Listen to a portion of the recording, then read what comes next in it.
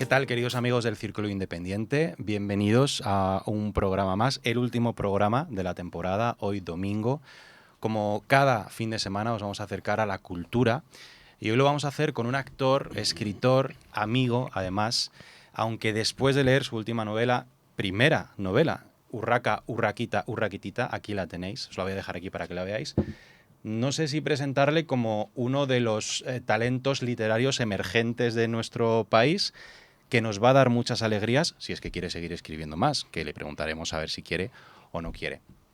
Yo os recomiendo esta novela, os la iba a recomendar como novela para el verano, lectura para el verano, pero creo que deberíais tenerla ya, antes de llegar a la hamaca, a la playa, ya no podéis perderos este libro porque os aseguro que es uno de los mejores que yo me he leído en los últimos tiempos. Él es Jaime Riba, ¿cómo estás? Hola, ¿qué tal? Pues hombre, después de esta introducción muy bien, o sea, espero no decepcionar a la gente que se lo lea. Seguro que no, porque te aseguro que es una maravilla. Y yo soy lector exigente, yo soy de los que rechaza el libro en el primer capítulo si no me ha enganchado y la verdad es que lo devoré. Ay, qué bien. Así que enhorabuena lo primero, ya te lo había dicho en privado, pero enhorabuena. Muchas Eso gracias. lo primero, porque además es tu primer libro, Sí. vamos a hablar un poquito de él, luego hablaremos de tu faceta como actor, pero vamos a empezar hablando de esta novela que se encaja dentro de lo que es el realismo mágico. Sí, Que podríamos decir, sí. podemos decir que sí, ¿no? Es un género precioso, de hecho es el género por el cual yo me lancé también a escribir, leyendo a García Márquez en mi adolescencia. Lo mágico aparece dentro de la cotidianidad, dentro de la realidad de los personajes. Hay mucha denuncia social o mucha crítica social, digamos, que es algo que también es propio de este género, ¿no? Es una historia que transcurre en Venta Quemada, así es como se llama el pueblo. Y además lo que reconocemos en tu novela, como en este género habitualmente, es un montón de elementos de nuestra cultura, de nuestra tradición, que todos podemos reconocer o que todos hemos vivido en algún momento. Yo de hecho me he acordado mucho de mis abuelas, por ejemplo, leyendo este libro constantemente. Claro, por supuesto, sí. Claro, es que el realismo mágico se llama realismo mágico por algo, si no se llamaría magia realista o algo así, ¿no? Con esto quiero decir que es que los elementos fantásticos, esa magia, por así decirlo, no pueden imponerse a la realidad. Entonces, la realidad, de alguna manera, está sujeta a lo que somos nosotros, a lo que somos como sociedad, a nuestras costumbres, a nuestro pasado, a nuestro presente y probablemente a nuestro futuro. Entonces, claro, yo no podía dejar atrás todo esto, que de hecho otros muchísimos, con ese boom latinoamericano, pero también en Europa, como Günter Grass, por ejemplo, ¿no? Que contaban la historia de sus países, la historia de sus familias, la historia de los suyos, a través de estos personajes que de alguna manera utilizaban los elementos fantásticos para expresar algún tipo de emoción o de condición, por ejemplo, ¿no? Y la protagonista de este libro, que además arranca sentada en un lugar del que no quiere levantarse, tú nos contarás el detalle que quieras contarnos, yo lo voy a dejar ahí. Se llama Doña Urraca. ¿Quién es Doña Urraca? Pues mira, es que la novela sí me gusta contar un poquito, ¿no? Doña Urraca es un personaje que es una señora mayor de pueblo, de este pueblo Venta Quemada, que es un pueblo inventado, siempre digo, pero que no por ello menos real. Ella decide un día que se va a sentar debajo de un naranjo y que no se va a volver a mover nunca más. Claro, yo en este proceso de escritura de repente dije, bueno, ¿y por qué se sienta, no? ¿Qué le va a ocurrir a Doña Urraca? Pues lo que le va a ocurrir a todo el mundo, que es que se va a morir. Y entonces este pensamiento a mí me hizo muchísima gracia, porque de repente me apareció una muerte, se me revelaba una muerte graciosa, una muerte amiga, ridícula, desafiante, ¿no? Una rebelión en sí. Doña Urraca, ¿por qué? Bueno, pues porque me gustaba mucho esa doble R. Te acabo de decir, de hecho, que yo soy medio leonés, pese a ser andaluz, almeriense. Y es que Doña Urraca, la primera reina que hubo en Europa, reina de León, por alguna razón está muy presente en mi familia. Entonces dije, yo no puedo dejar pasar este nombre, ¿no? Que tengo que hacer que quede constancia, no de la Doña Urraca reina, que evidentemente todo el mundo sabe quién era y quién fue, sino como un breve recordatorio de que para mí esto era importante. Entonces el libro, que no tiene nada de autoficción, pero sí se me presenta a mí como una especie de diario de determinadas cosas que a mí me han gustado mucho en la vida o me han llamado la atención o me han hecho reír. Entonces yo he ido componiendo ahí como he podido, ¿no? Qué bueno. Y además de este personaje de Doña Urraca, hay otro del que quiero que me hables, que es Manola. Porque para mí es un personaje que tiene mucha fuerza y quiero que nos cuentes quién es. Claro, es que, bueno, te lo voy a contar desde el proceso de creación, ¿no? Ujú. Claro, mi idea era que Doña Urraca pues era un personaje que iba a contar la historia y que iba a salir muy poco, o sea, no muy poco, sino que iba a ser la que iba a contar todo lo que ocurría y no iban a salir casi ningún personaje más.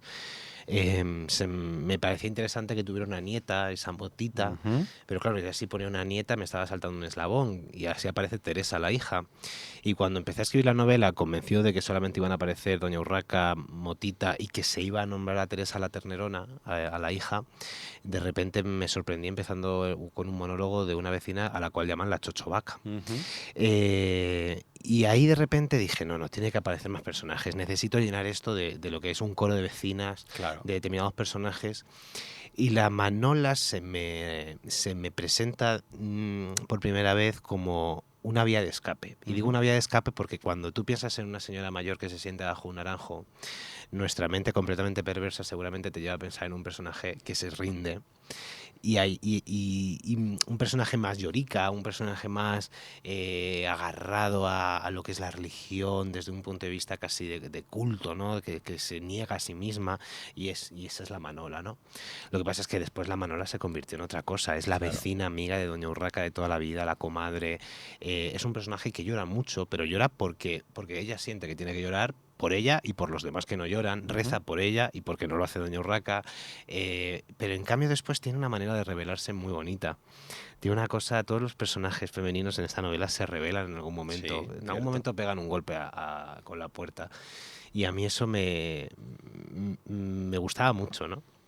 Y además creo que Eh, tiene mucho que ver con esa realidad que tú pretendes mostrar de esas mujeres de otra época, del pueblo, muchas de sí, ellas muy duras, por un lado, como esa doña Urraca, ¿no? Que no llora, pero por otro lado, esas otras vecinas también que todo lo comentan, que todo lo hablan, algunas de ellas también que tienen ese valor, esa fuerza. Es decir, creo que has representado muy bien distintas personalidades que todos identificamos incluso a veces en nuestra propia familia, ¿no? sí, por supuesto. Además que para mí las mujeres eran muy importantes. Yo no me planteé en ningún momento tienen que ser mujeres o tienen que ser de esta manera, tienen que ser de esta otra. Al final yo he ido no cogiendo referencias directas de personas que yo conozca, ni mucho menos, pero sí me preguntan mucho esto de, bueno, ¿y cómo has conseguido crear este coro de vecinas o estos personajes femeninos tan fuertes? Digo, jolín, cariño, es que yo no tengo otro tipo de referencia. Yo no conozco una mujer débil en mi vida. Mi amiga María Esther, en su cortijo, su abuela con 90 y tantos años, tú la veías cargando los sacos y luego se te subía un cerezo y luego o sea, no existía una debilidad en lo que Ujú. es la mujer, en este caso de campo, en esta mujer de pueblo. Han tenido que tirar para adelante, Total, han con tenido que todo. sacar familias enteras y así ha sido siempre. Entonces yo no podía arrancar esto de mí, no ha habido como una especie de adorno por parte de mi escritura, ¿no? Ujú. A la hora de colocar a estas mujeres en estos espacios. Para mí era muy importante que ellas tuvieran su hueco de una forma natural como lo tienen en el día a día. Ujú. Y algo que les pasa a estos personajes es que lo que tú intentas representar, lo que tú nos cuentas es que un mote o una herencia, no Ujú. necesariamente económica, te puede marcar de por vida, ¿no? Sí, te marca, de hecho, Te sí, sí. marca. Yo quiero preguntarte a ti, como escritor, como persona, como ser humano, como actor, con todas las caras que tú tienes, ¿qué herencia has recibido tú que a ti te ha dejado una cicatriz Uf, imborrable? pues es que muchas, pues por ejemplo, desde el punto de vista algo tan bobo como puede ser el hecho de que Doña Urraca esté tan presente en mi familia, ¿no? Es una manera de conectarnos con mi parte leonesa, que Ujú. mi madre vive en Almería, mi tía Marisa, su hermana, vive en Almería hace muchos años, y aún así hay algo allí de conexión, pese a que yo no he nacido allí. Pero después, mira, a partir de escribir esta novela, porque yo empecé a escribir la novela a través de esta premisa, y se me fue revelando sobre lo que yo quería hablar, ¿no? Que es esta herencia familiar que se va contagiando de generación en generación y que de alguna manera pues te va marcando. Eh, y yo después, fíjate, pensándolo mucho, me acordé de que mi abuela vivía con nosotros. O sea, yo me crié con mi abuela, pasaba muchas horas con ella y mi abuela no tuvo nunca padres, o sea, no tuvo relación con ellos. Mi abuela la criaron sus abuelos, mis Ujú. tatarabuelos, que de repente es una palabra como muy lejana, ¿no? Como es Sí. una especie de estatua de mármol, no les pongo ni siquiera nombre a mis tatarabuelos. Pero a la hora de escribir esta novela me di cuenta de que la manera que tenía mi abuela de cuidarme a mí era la manera que le habían enseñado a cuidarme. Y la manera de querer y la manera de mostrar afecto. Y a mí eso me conectó como con muchas generaciones pasadas de personas que se han ido enseñando a sí mismas cómo hacer las cosas, cómo querer. O por ejemplo, el otro día hablaba con un chico de un pueblo de Badajoz, que hablaba de que él había descubierto comportamientos judíos en su propia familia, pese a que a los judíos se les echó de España y hubo una cosa como de conversión incluso en las comidas, ¿no? Sí. Y ellos, en cambio, seguían teniendo, a pesar de ser una familia muy cristiana, comportamientos de otras religiones porque habían pertenecido a esa religión, sus antepasados. Entonces a mí me parece como imborrable. Vivimos muy en el presente, evidentemente, pero que al final nosotros nos conformamos por miles de comportamientos que han ido pasando de generación en generación. Y es que importante es escucharlos. No sé si tú tienes la sensación, yo lo veo en algunas personas jóvenes que me rodean, de que escuchamos muy poco a nuestros abuelos o bisabuelos, a quienes todavía están vivos y nos pueden contar cosas maravillosas. Creo que no les escuchamos lo suficiente. Sí, yo mi abuela, claro, es que pasaba muchas horas con ella, muchas horas. Entonces ella me contaba sus trolas y yo le contaba las mías, ¿no? Y se generaba esta cosa de esta relación en abuela-nietos, donde prácticamente no hay ninguna verdad, ¿no? Porque mi abuela contaba verdades que en realidad nunca pasaron, pero yo decidí creer. O sea, en su momento, y decido que creo lo que me contaba mi abuela. Sé que son mentiras, ¿no? Pero es que eso es el realismo mágico, y eso es el arte, eso es la cultura en general, es un acto de fe, puro y duro. Ir al teatro es un acto de fe, leer un libro es un acto de fe. Y probablemente yo sea lo más cercano que voy a estar a la religión jamás, pero bueno, me gustaba pensar que todo lo que me contaba mi abuela tenía un punto de realidad. Claro que sí. Y de hecho invitamos a todos los que nos vean, sobre todo a la gente joven, a que lo hagan, por favor, porque vemos a muchos abuelos, a muchas abuelas que están solos, que les falta conversación, y yo veo muchas veces a muchos nietos sentados en un banco con el teléfono mientras el abuelo está al lado mirando al infinito sin poder hablar, Sí, ¿no? y después es la mejor manera de recordarlos. Es la mejor Mi abuela manera. ya no está con nosotros hace ya muchos años. Yo vivo en un barrio de Madrid donde ella vivió en los años 30 a 40, y yo me acuerdo cada vez que llego a mi casa de ella porque digo, joder, es que estas calles las recorría mi abuela también. Y qué rabia da cuando te das cuenta de esto cuando ya no están. Claro. Por eso hay que animarse a hacerlo ahora. Porque Por a mí me supuesto, pasa, sí. cuántas veces me pasa algo que digo, se lo voy a contar a mi abuela ya no está, no se lo puedo contar. Sí, tal cual. Y echas de menos ese momento, ¿no? de hablar con ella. Oye, Jaime, hay dos momentos en la novela que a mí me encantan. No voy a hacer spoilers, no voy a destripar nada. No, tírale, no te pero preocupes. creo que están escritos de una forma muy cautivadora. Uno es una muerte que sucede y otro es un paso de un personaje de la niñez a la adolescencia. Son dos pasajes que yo he releído 3 o 4 veces porque terminé de leerlo y tuve que volver atrás. Es decir, me dejó totalmente cautivado y lo he leído varias veces.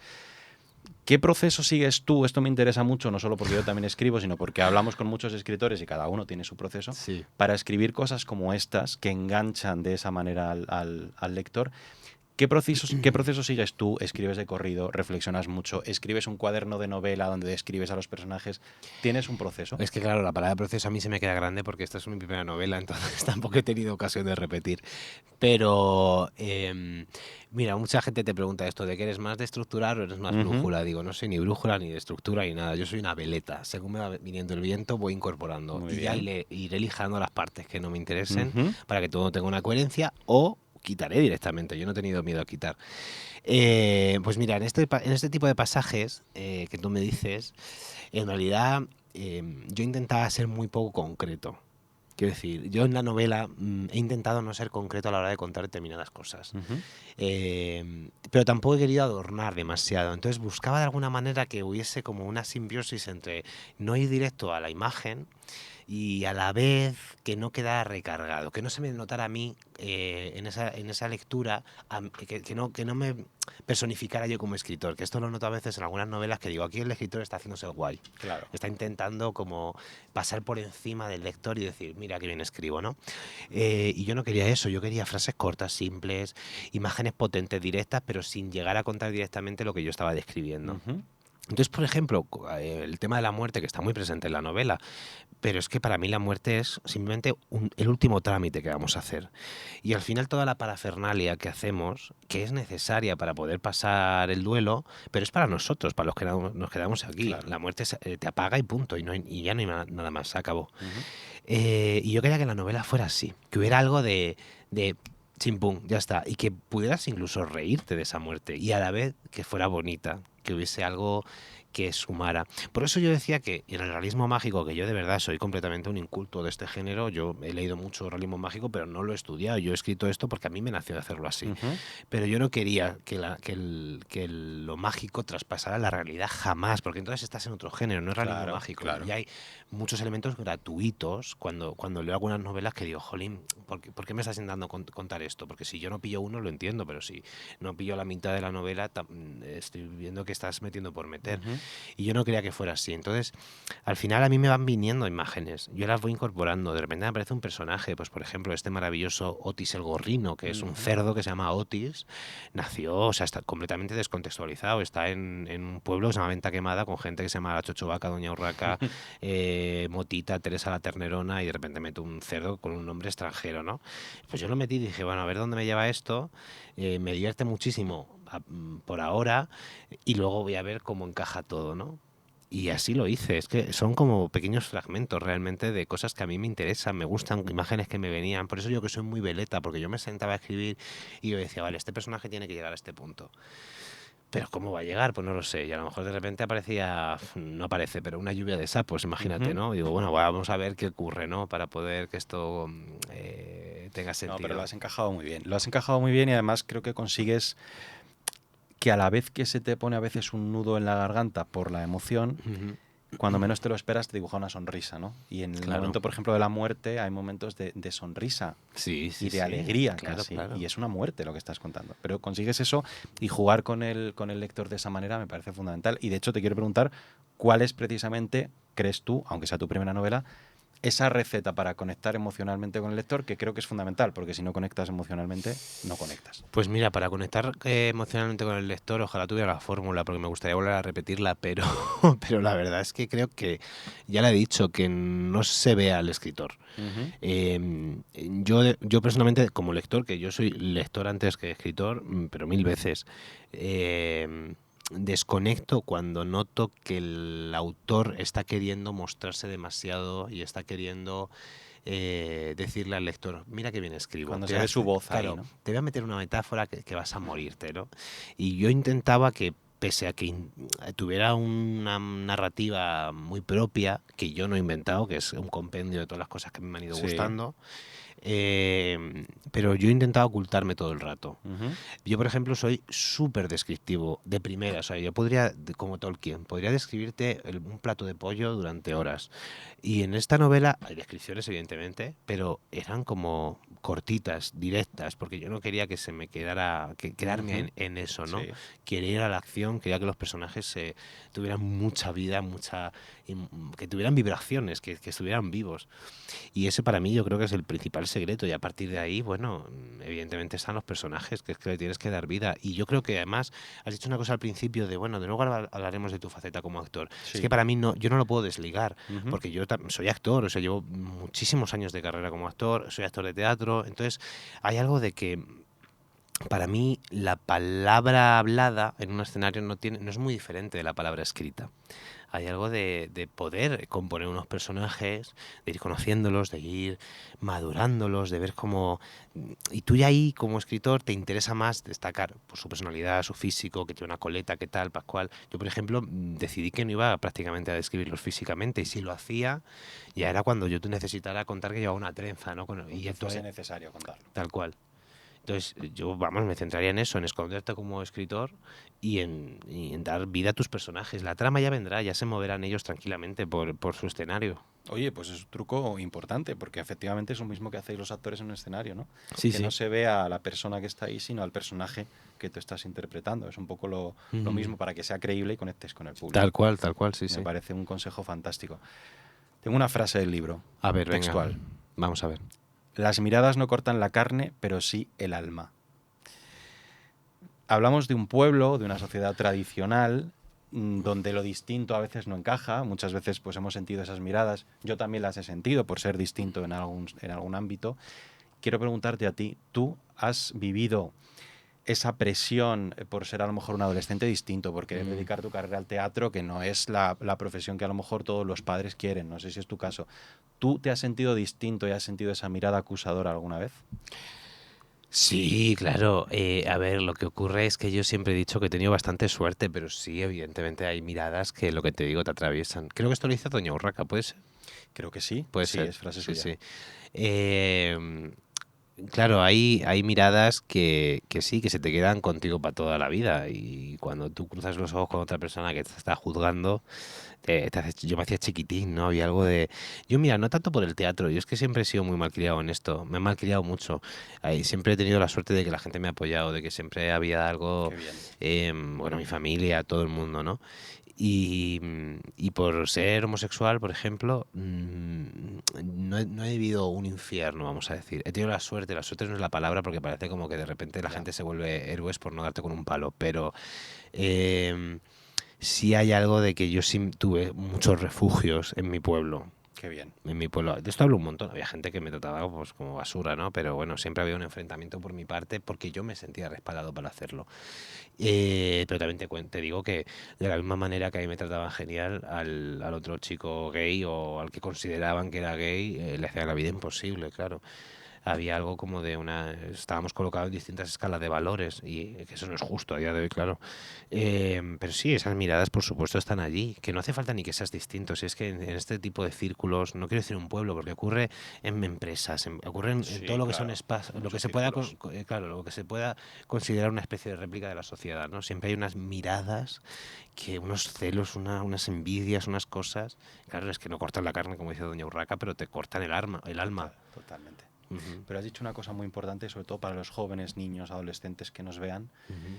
y es la importancia de ese respaldo de tu entorno familiar o más cercano, ¿no? Sí, Tú sí, eras sí. capaz de enfrentarte a la sociedad o a las críticas o a las miradas porque estabas respaldado. ¿Cuántas veces nos encontramos con chavales que no son capaces precisamente porque ni siquiera en su casa están en un entorno seguro? Entonces, qué Claro. importante ese mensaje también para los padres y para las familias de acoger, de abrazar, porque a veces nos encontramos con situaciones de bullying que se desarrollan precisamente porque hay niños que no tienen ni siquiera herramientas o un lugar seguro desde el que Claro, defenderse, ¿no? totalmente. O sea, la valentía no es nada. La valentía es una especie de imposición que te haces tú a ti mismo, pero es que la valentía nace también de un respaldo. Mm, Quiero decir, enfrentarte a de repente a alguien que te está haciendo daño es porque tú te sientes con la fuerza, claro, ¿no? O sea, fundamental. es importantísimo, Fundamental ahora que claro. hablamos tanto de la diversidad, no solo las personas LGTBI, sino en general de Sí, sí, en toda general, cualquier la tipo diversidad. de caso, sí. Quiero que hablemos un poquito de redes sociales, que eso también tiene mucho que ver con los jóvenes, Ujú. porque parece que nos abocan a un mundo muy rápido. Si el vídeo es muy largo, pasamos al siguiente. Si hay mucho texto, pasamos al siguiente post. Todo tiene que ser muy rápido. Sí. ¿Qué papel tiene en este contexto el libro y el escritor? Es decir, ¿va a convertirse de nuevo el escritor como era antes en una figura intelectual inalcanzable, alejada de esto? ¿O es fundamental que el escritor y que el libro se suba a ese carro de la digitalización? ¿Cómo lo vives tú? Uf, pues mira, es que yo el mundo editorial no lo conozco y por suerte no lo quiero conocer por ahora. O sea, no, Es muy bueno, no lo quiero complejo. conocer, lo que pasa es que si sigo voy a acabar por conocerlo. Pero sí es verdad que ahora estamos en un momento en el que, por suerte, tiene su parte buena. Las artes se han democratizado desde hace unos Ujú. años ahora, no es algo nuevo. Entonces, de repente, sigue habiendo mucho elitismo en determinados sectores, en la interpretación, en el cine, en la literatura. Pero ya de repente el que quiere ser escritor y pertenece a una clase media baja, pues quizá empezar a acceder a este tipo de bueno, de prácticas artísticas, ¿no? Em, claro, ¿qué ocurre? Que al final, para mí, el ser escritor o el ser lector, o sea, que el ser lector está al alcance de todo el mundo, o de casi todo el mundo, por suerte, con las bibliotecas públicas. Es un acto de rebeldía pura y dura, porque claro, lo que tú dices, estamos en un mundo de consumo, Mm. de llegar a los sitios, de ver TikToks, de ver un cuadro y ya está, no reflexiono, me ha gustado esto, no sé por qué, venga, tiro a la siguiente serie, que es que el leer tiene una parte de que te obliga a tomarte un tiempo. Ujú. Evidentemente hay gente que hace lectura transversal y tal, pero es que aún así, o sea, aún así hay algo de tener que parar tú, el mundo, ¿no? Claro. Entonces yo no caso mucho con la digitalización de la literatura, pero yo porque si cojo el móvil o cojo una tablet o cualquier tipo que tenga que ver con la tecnología, de repente a mí ya lo digital me descoloca. A mí igual que hay un rito en el teatro, que es que se apagan las luces y te ponen un audio que te dicen, quedan 3 minutos para la representación, que es un acto inconsciente para de repente decir al espectador, te vas a entrar en un mundo en el que tú vas a parar y vas a ver y vas a participar de algo que es mentira, pero te lo vas a creer. Pues hay un acto de sentarte, coger el libro, tal, abrirlo. Es un rito donde tú estás diciendo a ti mismo, ya está, vamos a parar el mundo, ¿no? Vamos a dedicarle 10 páginas, 20, 30, 50 o 100, como yo que estoy enfermo, ¿no? Entonces a mí lo digital me genera como un rechazo, pero porque es una cosa mía, de que me salto el rito. Ya. ¿Entiendes lo que te quiero decir? Entiendo perfectamente lo que quieres decir. Es verdad que ha habido escritores que hemos tenido, por ejemplo, aquí, que han surgido y han nacido en el entorno digital, con lectores digitales, con textos muy pequeños, Sí, pero también y entiendo adelante, esa otra parte claro. con la que yo me identifico incluso todavía más, ¿no? Porque también me cuesta mucho y me parece que no es saludable para la literatura y para la sociedad en general esa rapidez y ese consumo de contenido muy rápido, muy pequeño, muy breve. Claro. O sea, mira, yo creo que el consumo rápido no tiene ni siquiera que ver con el hecho de que el producto sea que tenga que se consuma rápido. O sea, yo creo que tiene que ver con que no hacemos una reflexión, hacemos un juicio que es distinto. Exacto. Le ponemos 5 estrellas en Goodreads, 2 estrellas, pero no te paras a pensar realmente por qué te ha gustado, por qué no te ha gustado, por qué tal. Tampoco hay que matarse todo el rato, no tienes que estar todo el rato haciendo una reflexión sobre todo. Pero hay algo de reposar, ¿no? De sentir, de darte tiempo, de decir, no voy a leer esta página, lo que dices tú. Joder, este párrafo me ha atravesado de alguna manera. Voy a volver atrás, lo voy a releer. No pasa nada, si es que da igual que leas 30, 40 libros. Hay un chico que sube, es que no me voy a acordar, creo que se llama Luis, que es mexicano, que sube muchísimas reseñas de libros y reflexiones filosóficas. Y yo creo que es de los booktokers, se llaman así, que más me gusta porque hace muchísimas reflexiones y además es un tío que se nota que piensa mucho. Y hablaba sobre el revisitar los libros. Y decía que sentía pena de la gente que no quería revisitar los libros, porque claro, revisitar un libro implica no leer otro. Entonces entramos en esto que ahora llaman FOMO, ¿no? Que es el miedo a perderte cosas y tal, ¿no?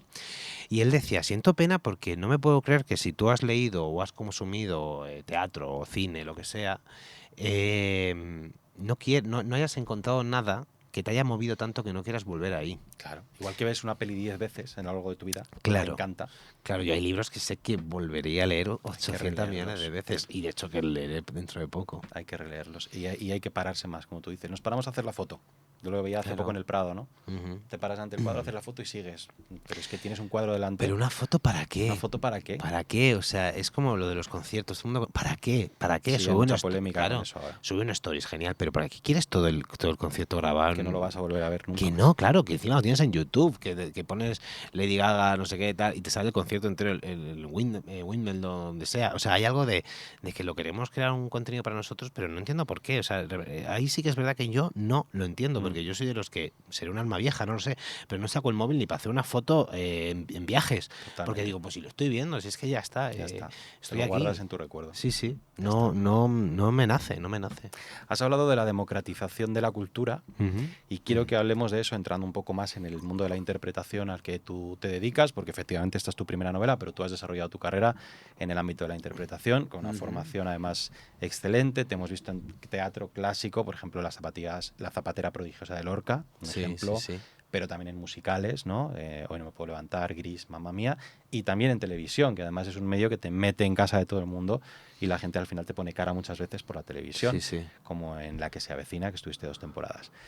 Dentro de este ámbito, del ámbito de las artes escénicas, cada vez hay más grupos de teatro aficionados, que antes hablábamos fuera de cámara de ello, más pequeñas compañías, un auge de los musicales, Madrid, una de las ciudades con más musicales. Pero ¿realmente se ha democratizado tanto la cultura? Porque seguimos encontrando gente que dice, no, es que yo no voy a los musicales que son muy caros, es que yo no voy a la ópera porque la ópera es algo elitista. ¿Se ha democratizado de verdad? Esto hay que estudiarlo sabiendo que la sociedad, o sea, nos olvidamos de que la sociedad es un compendio de partículas independientes y que a la vez nosotros somos partículas independientes que pertenecemos a una sociedad. Eso es así, habría que estudiar cada caso, evidentemente. evidentemente yo sé que hay gente que no se puede permitir 20 euros, 30 euros, 50 euros por entrada de un musical, porque mi padre es maestro y hacían excursiones y había niños que no se podían permitir Claro. 3 euros. O sea, existen estas realidades, por supuesto. Evidentemente la literatura yo sé que sí considero que se ha democratizado porque cada pueblo tiene su biblioteca. Eso es. O sea, y ahí sí hay un acceso. Después hay una parte de la sociedad que vivimos un poco más ahogados y entonces decidimos gastarnos 20 euros en cerveza antes que en una entrada de teatro. Y a veces lo decido así. O sea, digo, no, me voy a tomar una cerveza con mis amigos. Y eso me parece barato y en cambio ir a una obra de teatro me parece más caro. Pero sí, hombre, evidentemente ha llegado. Mira, yo te pongo un ejemplo bobísimo. Ya te he dicho que mi madre es de León. Sí. La primera vez que yo actué en el... ¿cómo se llama? En el Olimpia de Oviedo, Sí. creo que es. ¿Dónde se hacen los premios Príncipe de Asturias? Creo que es. No es el Es Olimpia, el- es el Campo Amor. Campo Amor, efectivamente. En el Campo Amor mi madre se emocionó porque ya iba con su familia a la playa, eran pobres como ratas, como dice mi madre, y pasaban por delante del teatro y decían, ¡guau! En plan, veían a la gente bien vestida, esa gente, esas señores, esa gente, ¿no? De esa época. Y mi madre no podía permitírselo, mi familia era Claro. imposible. Entonces, que un hijo de repente actuara allí, para ella fue como que se le hizo presente esa evolución, ¿no? social, ¿no? Que ha tenido ella y después lo que hemos tenido como cultura. Creo que la cultura sí se ha traído a un primer plano porque, bueno, deberíamos traerlo a un primerísimo plano, que todavía no se ha traído, pero porque a la gente tampoco le preocupa. Quiero decir, cuando hacen las encuestas del CIS, la cultura no suele ser de los primeros puntos, igual que la educación. Por desgracia. Pero sí se ha acercado a la gente de alguna manera. Y creo que sí hay algo de... Últimamente veo más gente leyendo, a gente más joven, la gente siente más curiosidad por el teatro, aunque sea una moda. Da igual, ya llegará el momento de que haya gente que se quede simplemente porque le gusta y le interesa. Ahora, a la hora de trabajar de esto, sí se ha democratizado un poquito, pero yo soy de escuela pública, donde yo pagaba 500 euros al año.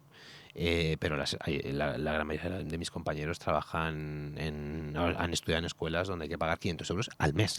O sea, yo no sé qué gente puede permitirse, la verdad, eso. Habrá gente que esté ahí de familia más o menos humilde haciendo unos esfuerzos tremendos, que los hay, pero bueno, sigue siendo un sector donde a la hora de acceder pues hay que hacer un desembolso económico, claro.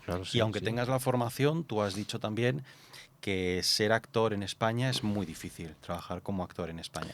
¿Por qué? ¿He dicho es tan eso? difícil? Lo has dicho en otra entrevista. No, ¿sí? Si no me ha fallado la documentación. Lo es. O sea, fácil no es. Pues hombre, es un trabajo muy complicado, hay mucha competencia. Hay mucha competencia que no tiene que ver nada con tus aptitudes. Bueno, la meritocracia no existe en ningún sitio, ¿no?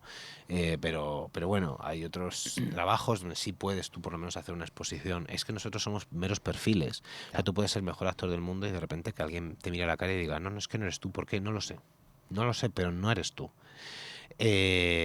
Bueno, pues este tipo de trabajo pasa. Además, no hay un apoyo real por parte de las instituciones para, ya no digo ni siquiera apoyar económicamente, sino promover lo que es la cultura. O sea, cuesta mucho. En España cuesta un montón. Y evidentemente, volvemos a lo mismo. Hay diferentes niveles. Hay, pues, el cine, las series estarán más valoradas, el teatro, bueno, el teatro musical un poquito más, pero luego hay otros movimientos, o sea, movimientos artísticos, no, otros tipos de prácticas artísticas, pues como hablábamos, el flamenco, la danza clásica.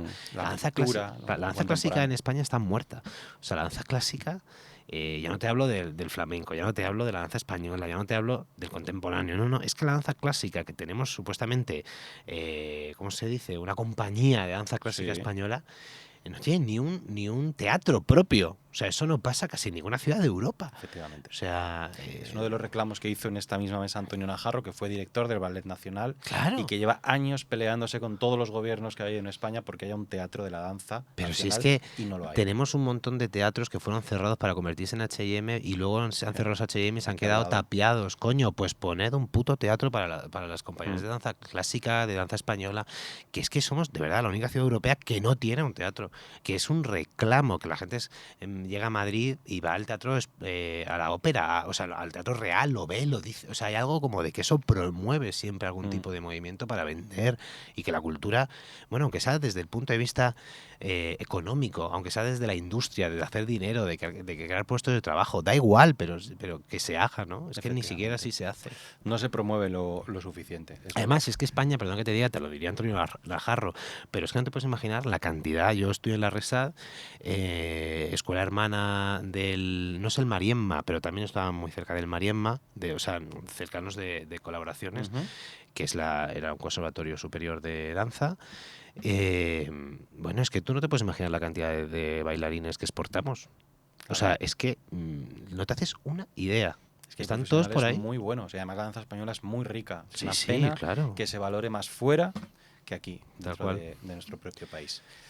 Y hablando de esa apuesta por la cultura, antes de terminar, hay un tema que me interesa mucho también, porque decías que incluso en las encuestas del CIS la cultura no está suficientemente valorada o no es una de las prioridades dentro de lo que nosotros consideramos en España que debe ser lo más importante.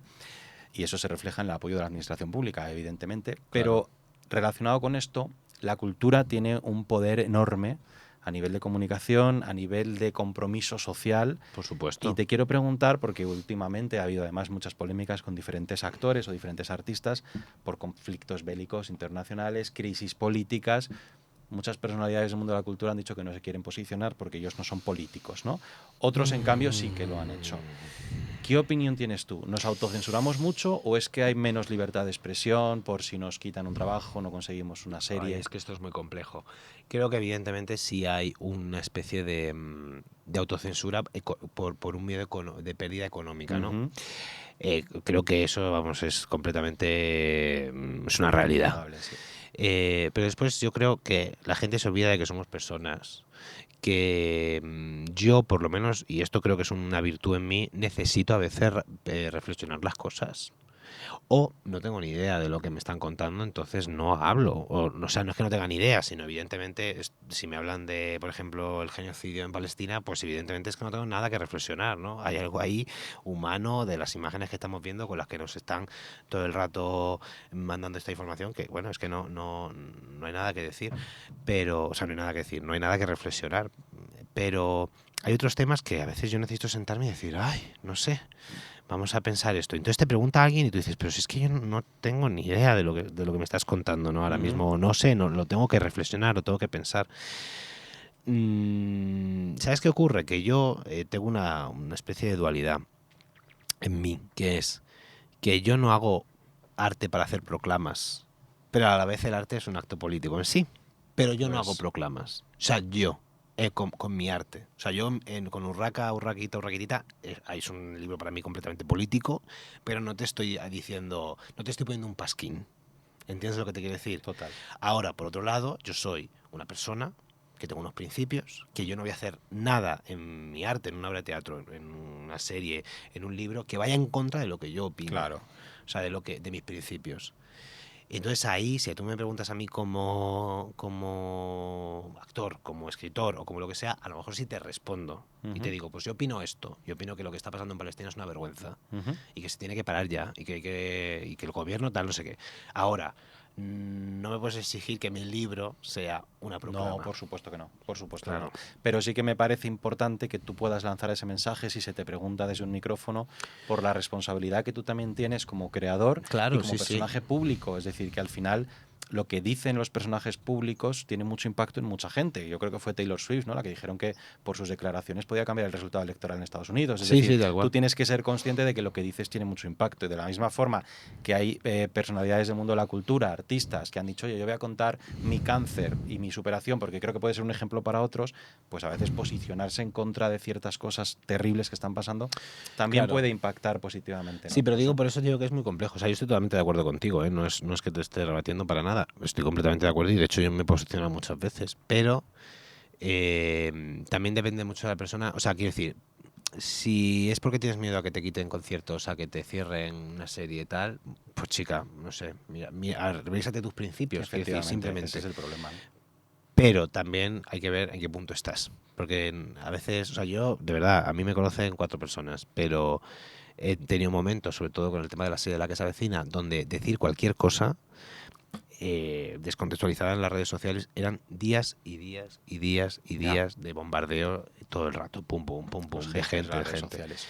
Y entonces, pero por decir simplemente que hacía calor, a lo mejor, no te estoy diciendo que me metieran en algo político.